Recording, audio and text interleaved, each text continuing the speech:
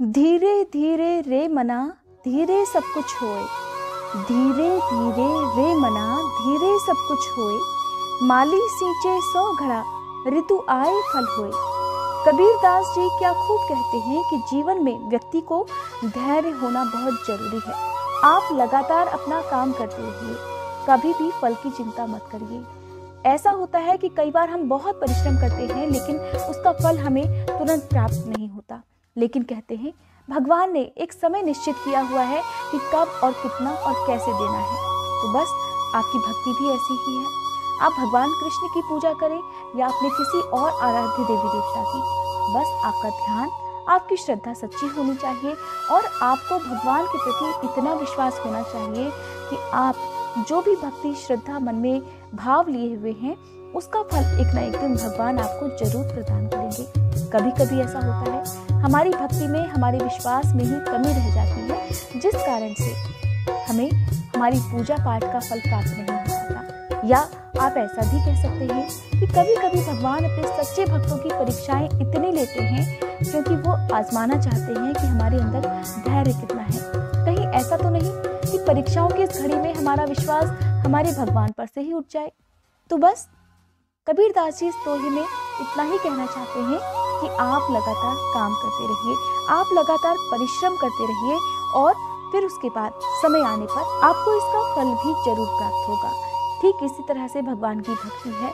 आपकी कोई मनोकामना है, आप भगवान की भक्ति करते हैं, पूजा पाठ करते हैं और व्रत भी रखते हैं, लेकिन आपकी जो भी मनोकामना है जब वो समय से पूरी नहीं हो पाती तो ऐसे में बहुत बार हो सकता है आपका विश्वास भगवान के ऊपर से डगमगाने लगे और हो सकता है आप सच्चे मन से उनकी पूजा भी ना करना चाहें। लेकिन ऐसा नहीं करना चाहिए क्योंकि कहते हैं भगवान जब हमारी बहुत सारी परीक्षाएं लेते हैं तो उसके बाद हमारी उम्मीदों से कहीं बढ़कर भगवान हमें बहुत कुछ देते हैं। आज की कहानी में मैं आपको सुनाने वाली हूँ भगवान कृष्ण की एक ऐसी सच्ची कहानी जिसे सुनकर हो सकता है आपके मन में भगवान कृष्ण के प्रति प्रेम और विश्वास और भी बढ़ जाए। तो क्या आप भी सुनना चाहते हैं ये कहानी? अगर आप सुनना चाहते हैं तो जल्दी से कमेंट बॉक्स में लिख दीजिए भगवान कृष्ण की जय। आज की कहानी शुरू करने से पहले आप सभी से एक बार और अनुरोध करूंगी कि अगर आपने अभी तक मेरे चैनल पर हर दिन सुनी जाने वाली मार्गशीर्ष मास की कहानियां नहीं सुनी है तो एक बार मेरे चैनल पर जाकर इन सभी कहानियों को जरूर सुनिएगा। आइए सुनते हैं। कहानी के अनुसार एक गांव में एक किसान रहता था। उसके 3 बेटे थे।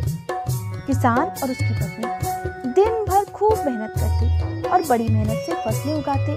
दोनों पति पत्नी भगवान कृष्ण की पूजा करते थे और उन पर बहुत विश्वास करते थे। उन्हें भगवान कृष्ण पर इतना विश्वास था कि उन्हें लगता था कि उनके तीनों वक्त का भोजन भगवान के आशीर्वाद से ही प्राप्त होता है। और तो और उनके यहाँ 3 बेटे थे जिन्हें वे दोनों पति पत्नी भगवान कृष्ण का ही आशीर्वाद मानते थे। किसान ने अपने तीनों बेटों का नाम भी भगवान कृष्ण के नाम पर ही रखा था। गोपाल, कान्हा और मोहन ये तीनों किसान के बेटे थे। सबसे छोटा कान्हा उन्हें 5 साल पहले एक सुबह मंदिर की सीढ़ियों पर मिला था। किसी ने उस छोटे से बच्चे को वहां रखकर छोड़ दिया था। किसान ने मंदिर के आसपास रहने वाले बहुत लोगों से पूछा कि क्या ये किसी का बेटा है, क्या कोई इसके माँ बाप को जानता है, लेकिन किसी को कुछ नहीं पता था। बहुत दिनों तक किसान उस बच्चे के असली माता पिता का इंतजार करता रहा। जब कोई उसे लेने नहीं आया तो भगवान कृष्ण का आशीर्वाद समझकर वो उस बच्चे को अपने घर पर लाकर पालने लगा। उसकी पत्नी और उसने अपने बच्चे की तरह उस बच्चे का पालन पोषण करना शुरू कर दिया और उसका नाम रख दिया कान्हा।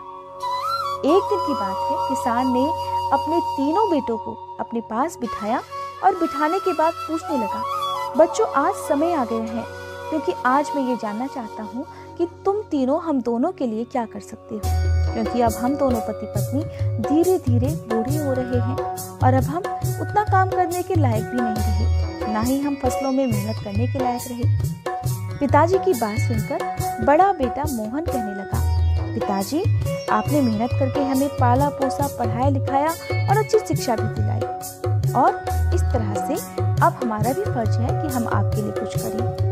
पिताजी और माँ जी आप बिल्कुल चिंता न करें, मैं शहर जाऊंगा और नौकरी करके खूब पैसे कमाऊंगा फिर एक बड़ा सा घर खरीदूंगा और फिर आप दोनों को अपने पास रख लूंगा।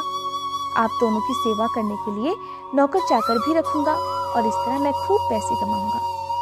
मंझला बेटा गोपाल कहने लगा, माँ जी, पिताजी, आप दोनों की तीर्थ यात्रा करने की बहुत इच्छा है, ये बात मैं बहुत अच्छे से जानता हूँ और आपको मैं अपने साथ रखूंगा। इतना ही नहीं, मैं आपको सारे तीर्थों की यात्रा भी कराऊंगा, सारे धाम घुमाऊंगा।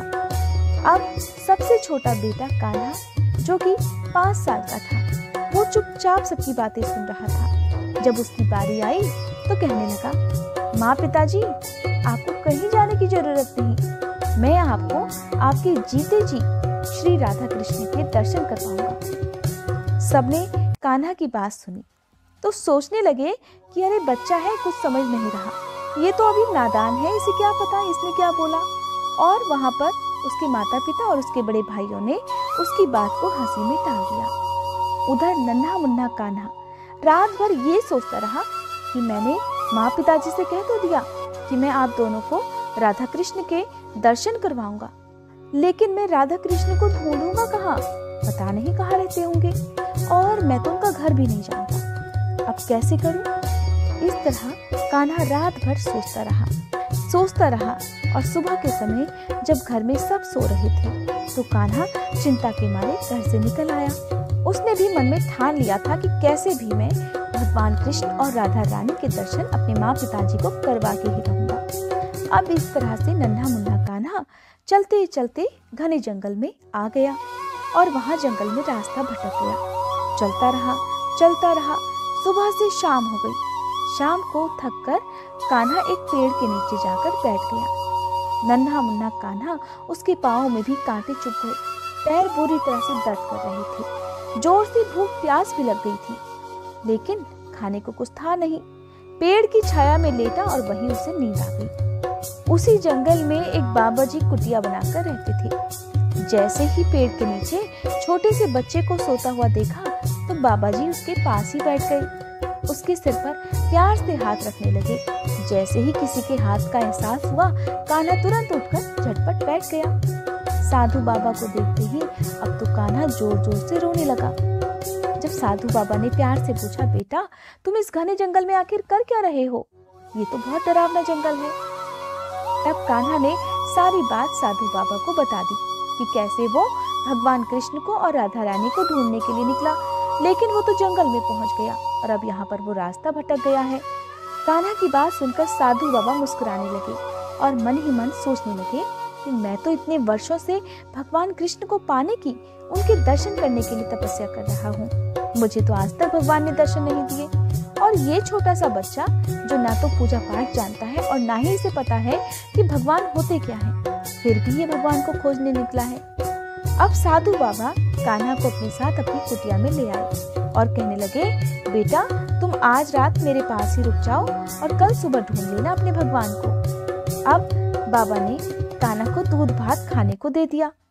कान्हा तो दिन भर का भूखा था, झटपट उसने दूध भात खा लिया और फिर वहीं साधु बाबा के पास में जमीन पर ही बिस्तर बिछाकर सो गया। अगली सुबह जब कान्हा की आंख खुली तो वो सब कुछ भूल गया कि वो कैसे अपना घर छोड़कर बाहर निकल आया था और कैसे वो भगवान कृष्ण को खोजने निकला था, क्योंकि उसने अपने माँ पिताजी से वादा किया था कि वो उन्हें भगवान कृष्ण और राधा रानी के दर्शन करवाएगा।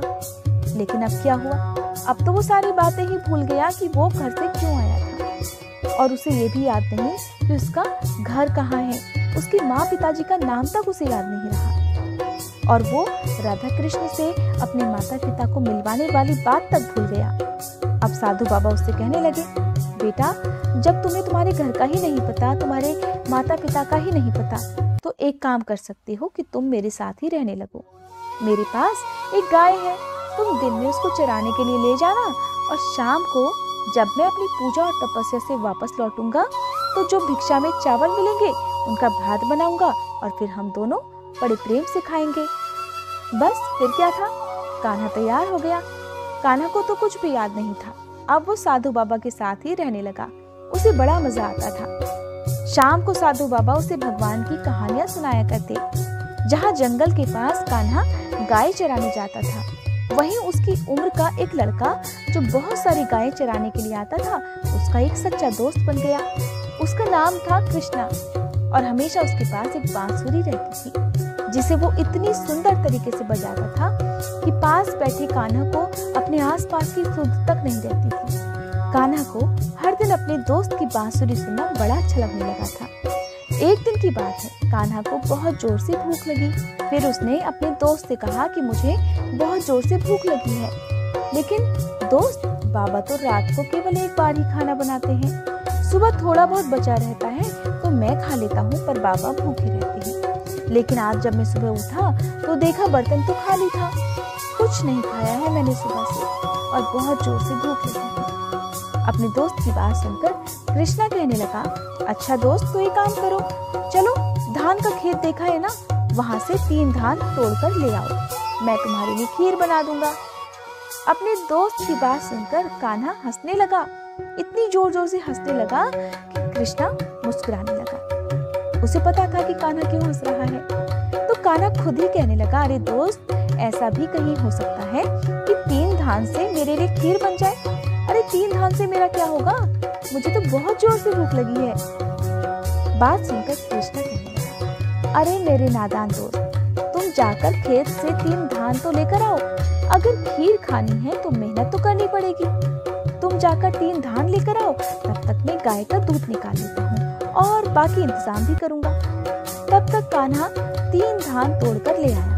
अब कृष्णा ने धान में से चावल निकाला, फिर मिट्टी से एक छोटा सा बर्तन बना लिया, उसे धूप में सुखाया, फिर 2-3 पत्थरों को जोड़कर एक चूल्हा बना लिया। अब जंगल से सूखी लकड़ियां और पत्ते कान्हा ढूंढ कर ले आया। तब तक मिट्टी का बर्तन सूख चुका था। अब उस बर्तन में गाय का दूध निकाला कृष्णा ने, और कान्हा अपने दोस्त की पूरी मदद कर रहा था क्योंकि उसे बहुत जोर से भूख जो लगी थी। साथ ही साथ कान्हा ये भी देखने वाला था कि देखता हूँ आखिरकार 3 धान से आज खीर बनती कैसे है। कहीं ऐसा तो नहीं मेरा दोस्त मुझे बेवकूफ बना रहा हो। मेहनत तो कृष्णा भी बहुत कर रहा था। आखिरकार उसके भूखे दोस्त का जो सवाल था, और उसे अपने दोस्त को भूखा देखना बिल्कुल भी अच्छा नहीं लग रहा था। तब कृष्णा ने 2 पत्थरों को रगड़कर चूल्हा जलाया, फिर खीर बनाई गई। तब तक कान्हा एक पेड़ पर चढ़कर झटपट 2 पत्ते तोड़ लाया। अब जब खीर बन गई तो एक पत्ते में कृष्णा ने कान्हा के लिए खीर निकाली और उसे खाने के लिए दे दी, और दूसरे पत्ते पर अपने लिए खीर परोस दी। कान्हा ने जैसे ही खीर मुंह में रखी, उसे खीर तो बहुत स्वादिष्ट लगी। इतनी स्वादिष्ट खीर कि उसने कभी नहीं खाई थी। जितनी बार बर्तन में से निकालते, दोनों खाते, बर्तन खीर का फिर से भर जाता। अब इसी तरह से दोनों ने पेट भरकर खीर खा ली, लेकिन मिट्टी का वो छोटा सा बर्तन खीर से लबालब भरा ही रहा। जब खाते खाते दोनों का पेट भर गया तो कान्हा अपने दोस्त कृष्णा से कहने लगा, थोड़ी सी खीर मैं अपने बाबा के लिए ले जा सकता हूँ? मेरे बाबा को ये खीर बहुत पसंद आएगी। कृष्णा ने वो पूरा बर्तन ही बाबा के लिए दे दिया। उधर शाम को जब कान्हा ने बाबा को वो खीर वाला बर्तन दिया और दिन भर की पूरी बात बता दी कि कैसे उसके दोस्त ने केवल 3 धान से उसके लिए इतनी खीर बना दी कि उसने और उसके दोस्त ने पेट भरकर तो खा ली, और वो देखिए बाबा के लिए भी ले आया। साधु बाबा जो वर्षों से भगवान कृष्ण के ध्यान में लीन रहते थे, उनकी तपस्या करते थे, उन्हें प्रसन्न करने के लिए तरह तरह उपाय करते थे, अब उन्हें विश्वास हो गया कि कान्हा का दोस्त कोई और साधारण बालक नहीं है, वो साक्षात कृष्ण भगवान ही थे। सारी बात जानकर बाबा ने कान्हा से कहा, बेटा, कल तुम अपने दोस्त को यहाँ लेकर आ सकते हो।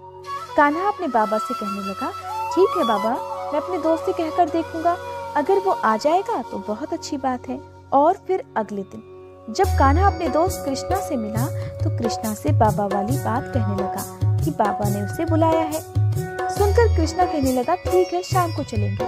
और फिर उन दोनों ने उसी तरह से खीर बनाई, और खीर खाने के बाद कृष्णा पेड़ के नीचे बैठकर बांसुरी बजाने लगा। आज अंधेरा बहुत हो गया था, तो कृष्णा ने कान्हा से कहा, चलो आज मेरे घर चलो, सुबह मैं तुम्हें बाबा की कुटिया में छोड़ दूंगा और तुम्हारे बाबा से भी मिल लूंगा।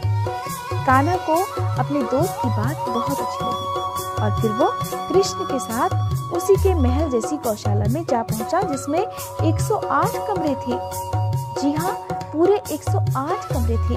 कान्हा ने अपने जीवन में कभी भी इतना बड़ा घर नहीं देखा था और न ही इतने ढेर सारे कमरे देखे थे। कान्हा तो चुपचाप खड़ा हुआ था। तब कृष्णा अपने दोस्त से कहने लगा कि दोस्त, तुम इनमें से किसी भी एक कमरे में सो जाओ, मैं भी जा रहा हूँ सोने। आज हम दोनों थक भी तो बहुत गए हैं ना।